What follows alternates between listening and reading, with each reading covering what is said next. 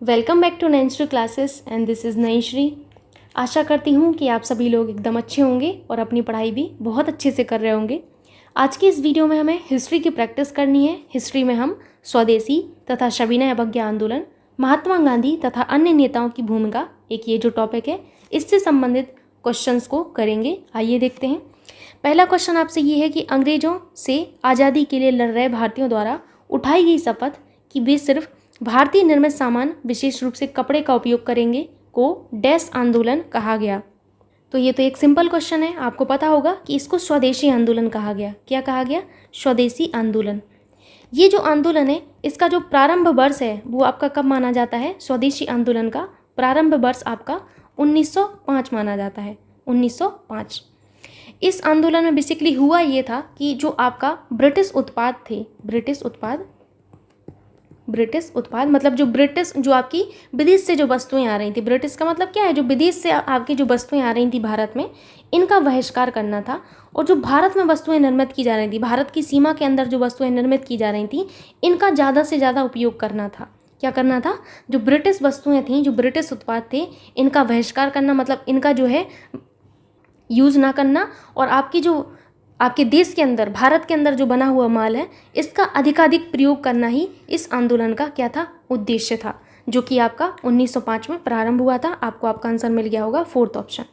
Move करते हैं next question पर, जो कि आपके सामने है। क्वेश्चन आपसे कर्जन से संबंधित है। 1 मिनट आप लोग दीजिएगा।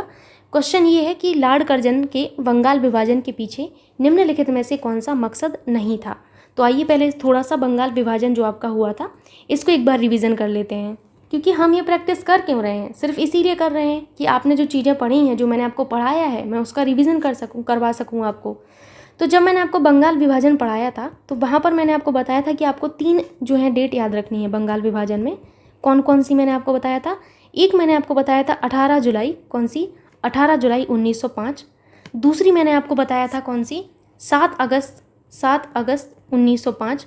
और तीसरी मैंने आपको बताया था याद करने को 16 अक्टूबर 1905। ये 3 डेट मैंने आप लोगों से याद रखवाई थी। अगर आप लोगों को थोड़ा बहुत याद होगा तो अच्छी बात है, अदरवाइज़ यहाँ पर मैं आपको बता रही हूँ, आप फिर से इनको एक बार रिवीजन करिएगा तो याद आ जाएंगी। 18 जुलाई 1905 क्यों महत्वपूर्ण है? क्योंकि इसको बंगाल विभाजन का प्रस्ताव लाया गया था इस डेट को। तो बंगाल विभाजन का जो प्रस्ताव है वो कब लाया गया था? बंगाल विभाजन प्रस्ताव ये आपका लाया गया था 18 जुलाई 1905 को। 7 अगस्त 1905 को क्या हुआ था? कलकत्ता के टाउन हॉल में स्वदेशी व बहिष्कार आंदोलन चलाया गया था। इसी के विरोध में ये जो आपका बंगाल विभाजन प्रस्ताव है, इस प्रस्ताव के विरोध में क्या हुआ था? इस प्रस्ताव के विरोध में स्वदेशी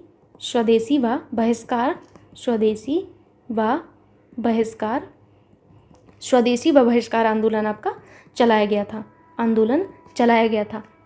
फिर आपका 16 अक्टूबर 1905 के महत्वपूर्ण था, आपको याद रखना है। हालांकि हुआ कुछ अच्छा नहीं था इसमें ये हुआ था कि बंगाल को 2 भागों में विभाजित कर दिया गया था। आपको बताया गया था बंगाल को कौन से 2 भागों में विभाजित किया गया है। अगर आप हमारे चैनल पर नए हैं तो अभी वो वीडियोस प्लेलिस्ट में हैं, आप उन वीडियोस को देख सकते हैं। काफ़ी हेल्पफुल वीडियोस हैं आप सभी के लिए, और वहाँ पर नोट्स भी बनवाए गए हैं, तो आप नोट्स बना सकते हैं। तो बंगाल को जो है आपके 2 भागों में विभाजित किया गया था। कौन सा भाग? पहला जो भाग था वो तो आपका पश्चिम बंगाल। क्या था? पश्चिम बंगाल की जो कैपिटल रखी गई थी वो कलकत्ता रखी गई थी। क्या रखी गई थी? कलकत्ता। ठीक। और यहाँ के जो जनरल थे वो एंड्रयू फ्रेजर थे। कौन थे? फ्रेजर थे। दूसरा आपका जो भाग बना वो बना था आपका पूर्वी बंगाल एंड असम। ये आपका दूसरा भाग बना था, और इसकी जो कैपिटल बनाई गई थी वो ढाका बनाई गई थी। क्या? ढाका। और इनके जो जनरल थे वो फूलर थे। कौन थे? फूलर। ठीक। और आपके पश्चिम बंगाल के जो गवर्नर थे, एक बार फिर से रिवीजन करिए, एंड्रयू फ्रेजर। कौन थे? Andrew Fraser. याद करिए थोड़ा सा, एंड्रयू फ्रेजर और ये फूलर। ठीक। तो इतनी चीज़ें मैं आपको बताई हुई हूँ, याद करिए थोड़ा सा। जो बंगाल विभाजन हुआ था ये किसके समय पर हुआ था? लॉर्ड कर्जनवा के टाइम पर हुआ था। किसके? कर्जनवा के टाइम पे। ठीक। तो कर्जनवा का जो उद्देश्य था वो ये था कि जो हमारे देश में एकता थी वो बहुत ज़्यादा थी उस समय, क्योंकि हम सबको आज़ादी चाहिए थी। तो इसका उद्देश्य यही था कि आपकी जो राष्ट्रीयता है इसको हानि पहुंचाई जाए। तो इन्होंने बंगाली राष्ट्रीयता के मूल पर हमला करना, ये इनका एक उद्देश्य था। बांटो और शासन करो नीति कर्जनवा की तो फर्स्ट थी, ये इनका काम था कि बांटो और शासन करो। क्या था मतलब, बांटो का मतलब क्या है, हम लोगों को आपस में बांटो और ये भाई साहब आएँ और यहाँ पर राज करें, ये कर्जन चाहते थे। लेकिन ब्रिटिश राज्य की शक्ति का प्रदर्शन इनका कहीं से भी उद्देश्य नहीं था। बस इनका उद्देश्य ये था कि बांटो, हम लोगों को आपस में बांटो और ये खुद आएँ और राज करें। ठीक है, सरकार के प्रशासनिक भार को क्या करवाना था, सरकार के प्रशासनिक भार को सहज करना भी इनका उद्देश्य था। लेकिन ये मकसद नहीं था कि ब्रिटिश राज्य की शक्ति का ये प्रदर्शन करें। ठीक, वो आपके ऑप्शंस दिख रहे होंगे। तो ये जो कर्जनवा ने बंगाल विभाजन हुआ था कर्जनवा के टाइम, इनका उद्देश्य क्या था कि जो हमारे भारत में एकता थी उस समय, उसको जो है ख़त्म करना, उस एकता को ये तोड़ना चाहते थे। तो बंगाली राष्ट्रीयता के मूल पर हमला तो करना इनका उद्देश्य था। बांटो और शासन करो तो ये कर्जनवा की फर्स्ट थी। इनका यही उद्देश्य था कि हम लोगों को आपस में बांटो और ये भाई साहब आएँ और यहाँ पर शासन करें। इनका उद्देश्य यही था। ब्रिटिश राज की शक्ति का प्रदर्शन भी इनका उद्देश्य था, लेकिन उनका उद्देश्य ये नहीं था कि सरकार के प्रशासनिक भार को सहज करना, ये कहीं से भी उद्देश्य नहीं था। तो फोर्थ ऑप्शन आपका करेक्ट होगा, क्योंकि आपसे ये पूछा गया है कि कौन सा मकसद नहीं था इनका। ठीक, तो आप समझ गए होंगे। मूव करते हैं नेक्स्ट क्वेश्चन पर, जो कि आपके सामने है। क्वेश्चन ये है कि निम्नलिखित में से किसने बंगाल विभाजन के विरोध में हुए आंदोलन का नेतृत्व किया। तो यहाँ पर आपको याद रखना है कि बंगाल विभाजन जो आपका 1905 में हुआ, इस बंगाल विभाजन के विरोध में हुए आंदोलन का जो नेतृत्व है सुरेंद्रनाथ बनर्जी ने किया था। किसने? सुरेंद्रनाथ बनर्जी ने किया था। जो आपका बंगाल विभाजन के विरोध में हुआ प्रारंभिक आंदोलन था, उसकी जो कहूँगी कि नेतृत्व जो प्रदान किया था उसको, ये आपके बनर्जी ने ही किया था। ठीक, फिर से वही 3 डेट्स आपको याद रखनी है। 20 जुलाई आपको याद रखना है। मैंने आपको 18 जुलाई भी बताया है। तो 18 जुलाई को तो देखिए प्रस्ताव लाया गया था बंगाल विभाजन का। और 20 जुलाई 1905 को क्या हुआ था, बंगाल विभाजन के निर्णय की घोषणा कर दी गई थी कि बंगाल विभाजन का निर्णय का जो है घोषणा इसमें कर दी गई थी। ठीक, इसमें प्रस्ताव लाया गया, इसमें घोषणा कर दी गई। उसके बाद 7 अगस्त को क्या हुआ था, वो आपके टाउन हॉल में जो है स्वदेशी व बहिष्कार आंदोलन चलाया गया। फिर उसके बाद मैंने आपको बताया 16 अक्टूबर 1905, जिसमें बंगाल को 2 भागों में आपका विभाजित कर दिया गया। जब आपके 16 अक्टूबर 1905 को बंगाल को 2 भागों में विभाजित किया गया था, तो इस दिन को पूरे बंगाल में शोक दिवस के रूप में मनाया गया था। किस दिवस के रूप में? शोक दिवस के रूप में मनाया गया था। और इस विभाजन के समय आपके जो रविंद्रनाथ टैगोर हैं, RNT, रविंद्रनाथ टैगोर, इन्होंने अमार सोनार बांग्ला, ध्यान से सुनिएगा, अमार सोनार बांग्ला नामक गीत जो है इसकी रचना की थी। ये एक गीत है और यही जो है शोक दिन जो आपका मनाया गया था, शोक दिन में आपका गाया गया था। ठीक, तो अमार सोनार बांग्ला नामक जो गीत है ये इनके द्वारा जो है बेसिकली इसकी रचना की गई थी, रविंद्रनाथ टैगोर के द्वारा, याद रखिएगा।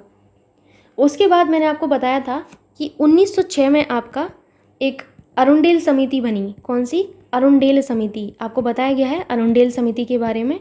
अरुंडेल समिति, इस समिति की सिफारिश से 1911 में बंग भंग को रद्द कर दिया गया था। किसको? बंग भंग को रद्द कर दिया गया था। तो पूछा जाता है बंग भंग को कब रद्द कर दिया गया? 1911 में अरुंडेल समिति की सिफारिश पर रद्द कर दिया गया था।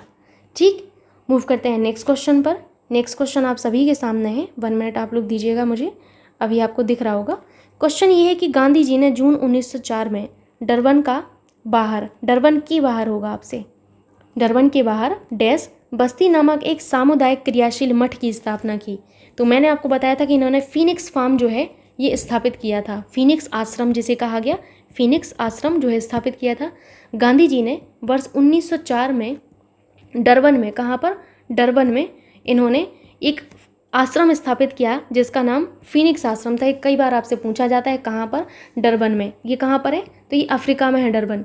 ठीक है, यहाँ पर इन्होंने एक आश्रम स्थापित किया जिसको इन्होंने क्या कहा?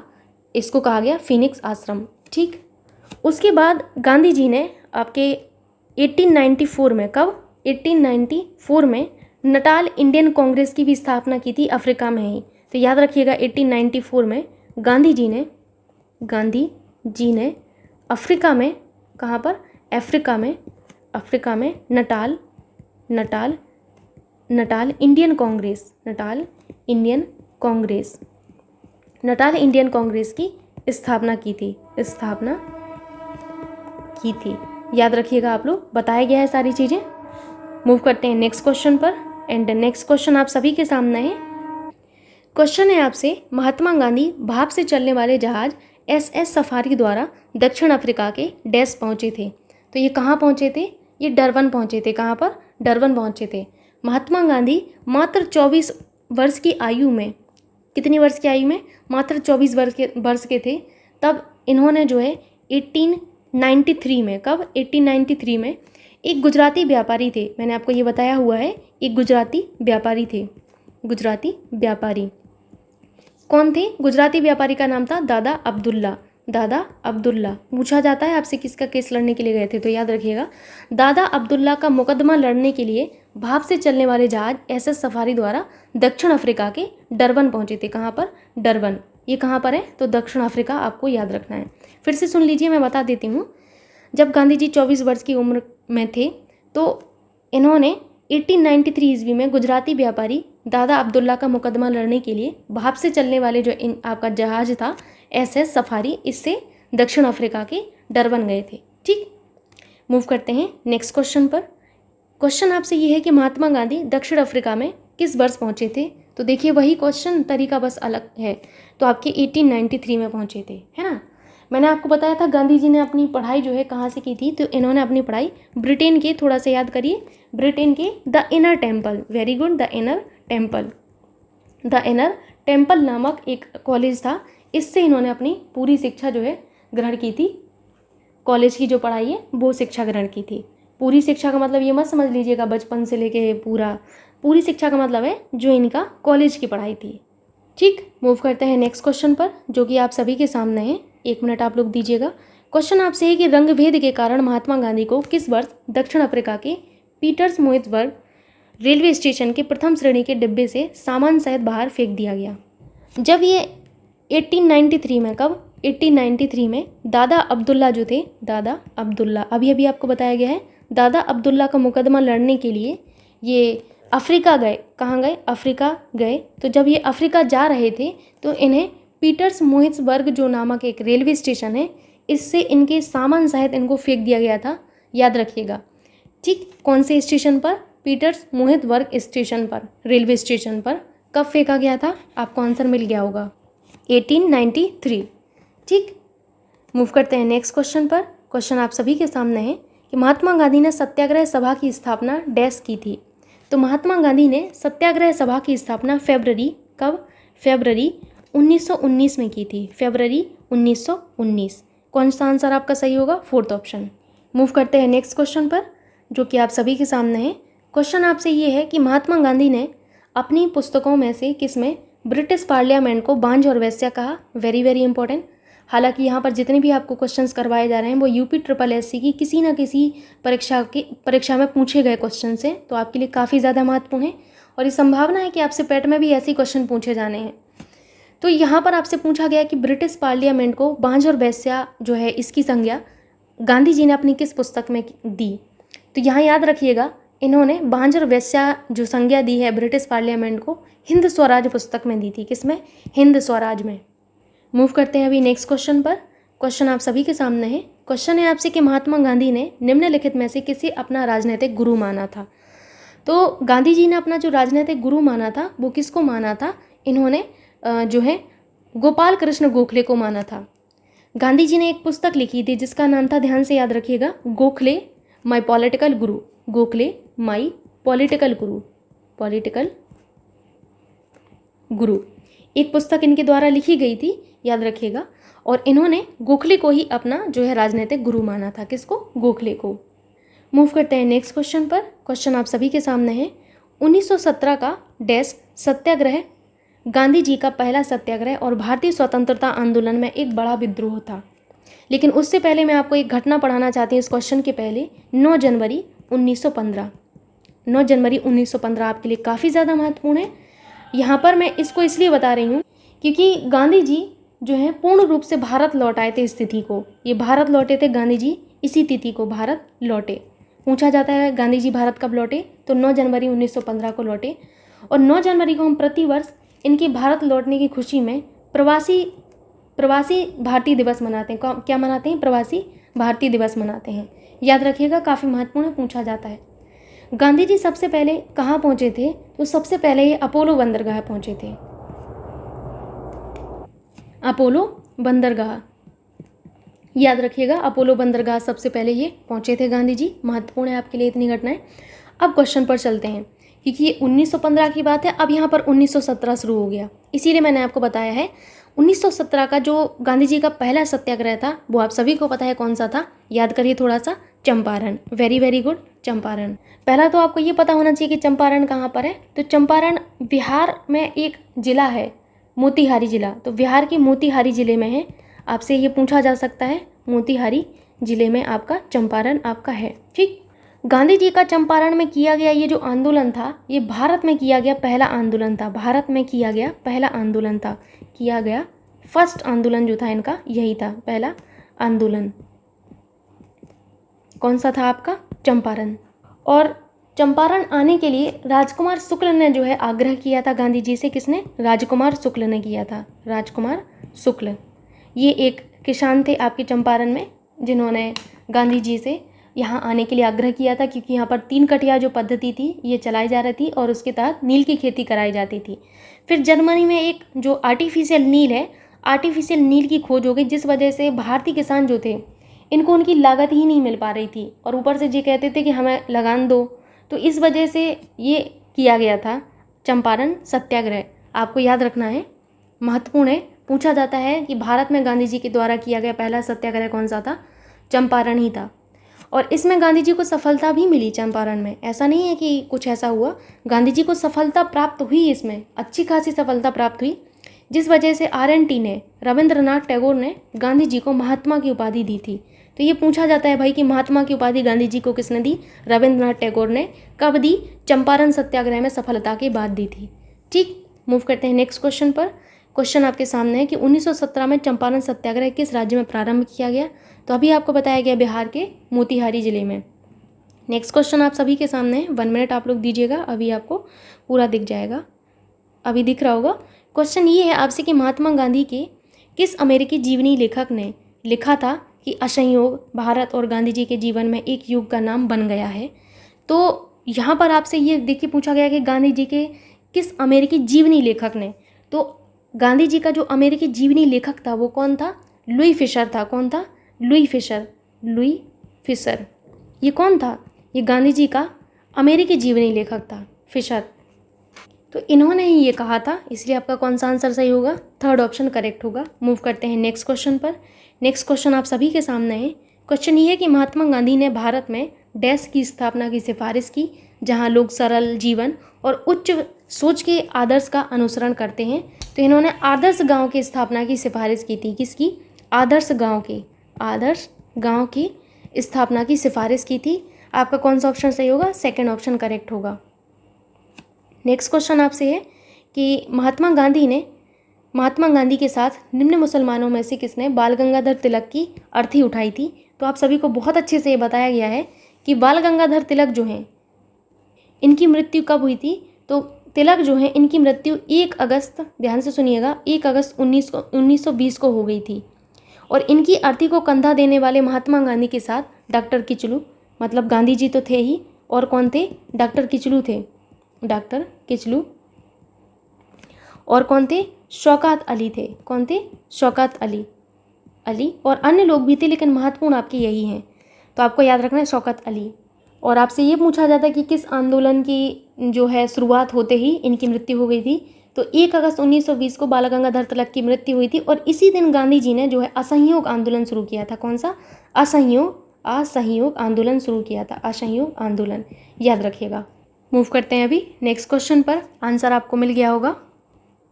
नेक्स्ट क्वेश्चन आप सभी के सामने है। क्वेश्चन ये है आपसे कि निम्न में से किसने महात्मा गांधी के खिलाफत आंदोलन से जुड़ने का विरोध किया था?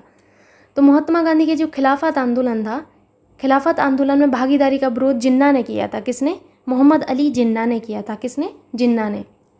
नेक्स्ट क्वेश्चन आपसे है कि असहयोग आंदोलन किस सन में प्रारंभ हुआ था? तो असहयोग आंदोलन अभी आपको बताया गया है कि 1 अगस्त 1920 को बाल गंगाधर तिलक की मृत्यु हुई और इसी दिन जो है गांधी जी ने असहयोग आंदोलन की शुरुआत की थी। तो 1 अगस्त आपको याद रखना है, 1 अगस्त 1920।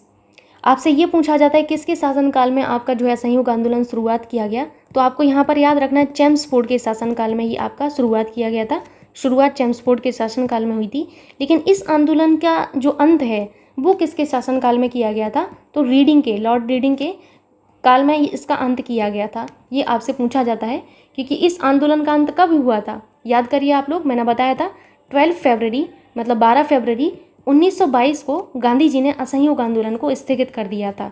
स्थगित, तो जब स्थगित किया था उस टाइम आपका कौन था, तो ये थे, रीडिंग जी थे। ठीक है, इनको इतना सम्मान देना अच्छी बात तो नहीं है, लेकिन निकल जाता है कभी कभी। और शुरुआत जो है चेम्सफोर्ड के शासनकाल में हुई थी। किसके? चेम्सफोर्ड के। तो 1920 आपका करेक्ट आंसर होगा। मूव करते हैं नेक्स्ट क्वेश्चन पर। क्वेश्चन आप सभी के सामने है कि चोरी चोरा घटना कब हुई थी। अब देखिए इसी घटना से आपकी कई सारी चीज़ें जुड़ी हुई हैं, तो थोड़ा सा ध्यान से सुनिएगा। ठीक, मैंने आपको बताया 1 अगस्त, बार बार रिवीजन करवा रही हूँ आपको, ध्यान रखना है आपको। ठीक है, 1 अगस्त 1920 को असहयोग आंदोलन आपका प्रारंभ हुआ। कौन सा? असहयोग आंदोलन आपका प्रारंभ हुआ। 4 फरवरी की बात है, 4 फरवरी 1922 को चोरी चोरा नामक स्थान पर हिंसक घटना हुई। क्या हुई? चोरी चोरा नामक स्थान पर एक घटना हुई, चोरी चोरा नामक एक घटना हुई।